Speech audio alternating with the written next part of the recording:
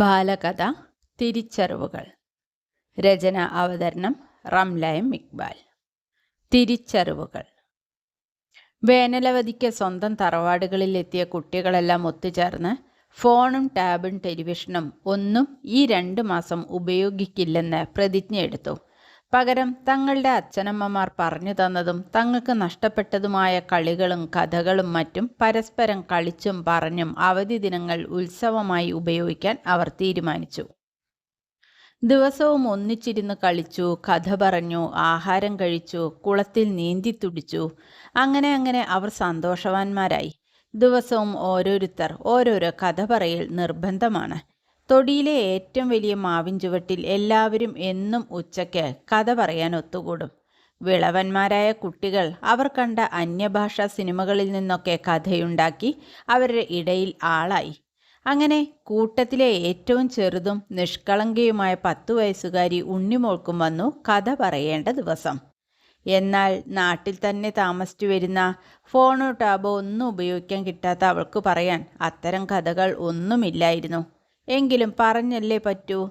അവൾ തൻ്റെ അമ്മൂമ്മയുടെ വീട്ടിൽ പോയപ്പോൾ അവിടുത്തെ വയസ്സായ മുത്തശ്ശി പറഞ്ഞ കഥ പറയാൻ തീരുമാനിച്ചു. മറ്റു കൂട്ടുകാരൊക്കെ ഇവൾ എന്തു കഥയാണ് പറയുക എന്ന് ആകാംക്ഷപൂർവ്വം കാതോർത്തിരിക്കുകയാണ്. അവരുടെ ഇടയിൽ അവൾ കഥ പറയാൻ എഴുന്നേറ്റ് നിന്നു. ഇടയിൽ സംസാരിച്ച വിഷ്ണുവിനെ ചേച്ചി ദേവി വഴക്ക് പറയുകയും ഉണ്ടായി. ഇതിനിടയിൽ ഉണ്ണിമോൾ പറഞ്ഞു തുടങ്ങി. പണ്ട്, അതായത് ബസ്സും കാറും ഒക്കെ വരുന്നതിന് മുമ്പ് ഗ്യാസ് സ്റ്റവ് ഒന്നും ഇല്ലാത്ത കാലത്താണ് കേട്ടോ ഈ കഥ ഉണ്ടായത്. അന്ന് മിഥിലാന്നൊരു രാജ്യം ഉണ്ടായിരുന്നു. അവിടുത്തെ അമ്മിണി അമ്മൂമ്മയ്ക്ക് മക്കളോ സ്വന്തം ബന്ധമോ ഉണ്ടായിരുന്നില്ല. ആ അമ്മൂമ്മ കാട്ടിൽ നിന്നും ഉണങ്ങിയ വിറക് ശേഖരിച്ച് നാട്ടിലെ വീട്ടമ്മമാർക്ക് കൊടുക്കും. അവർ അമ്മിണി അമ്മൂമ്മയ്ക്ക് കുറച്ച് ഭക്ഷണമോ പണമോ കൊടുക്കും. അങ്ങനെയാണ് അമ്മൂമ്മ ജീവിച്ചു വന്നത്. എന്നാൽ പ്രായം കൂടുന്തോറും അമ്മൂമ്മയ്ക്ക് വയ്യാതായി. വിറക് പെറുക്ക് കുറഞ്ഞു. അവർക്ക് ആരും ഒന്നും കൊടുക്കാതായി. അങ്ങനെ ഇരിക്കെ അമ്മൂമ്മയ്ക്ക് വിശപ്പ് സഹിക്ക വയ്യാതായ ഒരു ദിവസം എങ്ങനെയെങ്കിലും അല്പം വിറകുണ്ടാക്കി എന്തെങ്കിലും ആഹാരം കഴിക്കാമെന്ന് ഉറപ്പിച്ച് അവർ കാട്ടിലെത്തി. 2 വിറക് ചുള്ളികൾ പെറുക്കിയപ്പോഴേക്കും ക്ഷീണം കാരണം അമ്മൂമ്മ തലചുറ്റി വീണു. എണീക്കാൻ പോലും ആകാതെ ഒരേ കിടപ്പായി കാട്ടിൽ. ഉണ്ണിമോൾ കഥ നിർത്തി ഒന്നെല്ലാവരെയും നോക്കി.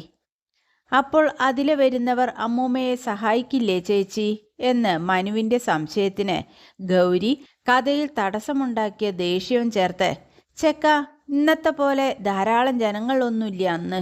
ഇന്നത്തെ പോലെ ആളുകൾ ടൂറൊന്നും പോകില്ല അല്ലേ രേണു എന്ന് ഏറ്റവും മുതിർന്ന കുട്ടിയായ രേണുവിനോട് ചോദിച്ചു. ശരിയാ എന്ന് തലയാട്ടിയതോടൊപ്പം കണ്ണട ഒന്ന് ശരിക്ക് വെച്ചിട്ട് രേണുവും എന്നിട്ട് എന്ന ഭാവത്തോടെ ഉണ്ണിമോളിലേക്ക് ദൃഷ്ടി പതിപ്പിച്ചു. തൻ്റെ കഥ എല്ലാവരും കൗതുകത്തോടെ കേൾക്കുന്നു എന്ന് മനസ്സിലാക്കിയ അവൾ അല്പം ശബ്ദമൊന്ന് ശരിയാക്കി തുടർന്നു. ഹേയ് അമ്മൂമ്മേ, എഴുന്നേൽക്കൂ എന്നാരോ പറയുന്നത് കേട്ട അമ്മൂമ്മ പതിയെ കണ്ണു തുറന്ന് ചുറ്റും നോക്കി. ആരെയും കാണാതെ ആ ശബ്ദം എവിടുന്ന് വന്നു എന്ന് അത്ഭുതപ്പെട്ടു. അപ്പോഴതാ വീണ്ടും ആ ശബ്ദം. ഞാൻ ഈ വനത്തിലെ ദേവതയാണ്. നിങ്ങളുടെ ഈ അവസ്ഥയിൽ ഞാൻ വളരെ ദുഃഖിക്കുന്നു. എന്തു വരമാണ് എന്നിൽ നിന്നും ആഗ്രഹിക്കുന്നത്? പറഞ്ഞോളൂ. അമ്മൂമ്മ പേടിച്ചെഴുന്നേറ്റിരുന്നു. എന്നിട്ട് വീണ്ടും ചുറ്റും കണ്ണോടിച്ചു. ഇല്ല, ആരും കാണുന്നില്ല.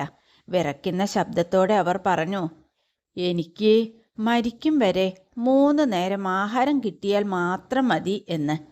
ഇത് കേട്ട ദേവത ഒരു സ്വർണ്ണ തളിക അമ്മൂമ്മയ്ക്ക് മുൻപിൽ പ്രത്യക്ഷപ്പെടുത്തി.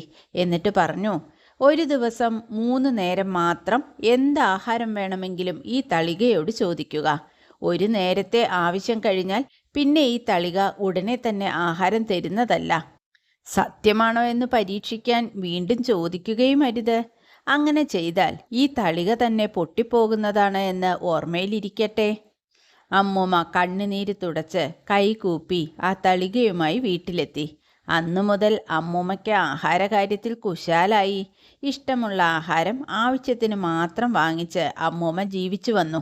അവരുടെ ആരോഗ്യം പുഷ്ടിപ്പെട്ടു.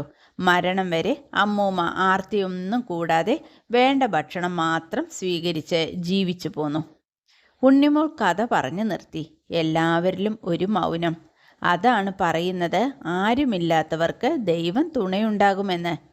രേണു ഇങ്ങനെ പറഞ്ഞപ്പോൾ എല്ലാവരും സന്തോഷത്തോടെ നല്ല ഒരു കഥ പറഞ്ഞ ഉണ്ണിമോളെ ബഹുമാനത്തോടെ നോക്കി. ബാലകഥ തിരിച്ചറിവുകൾ ഇവിടെ അവസാനിക്കുന്നു. നന്ദി.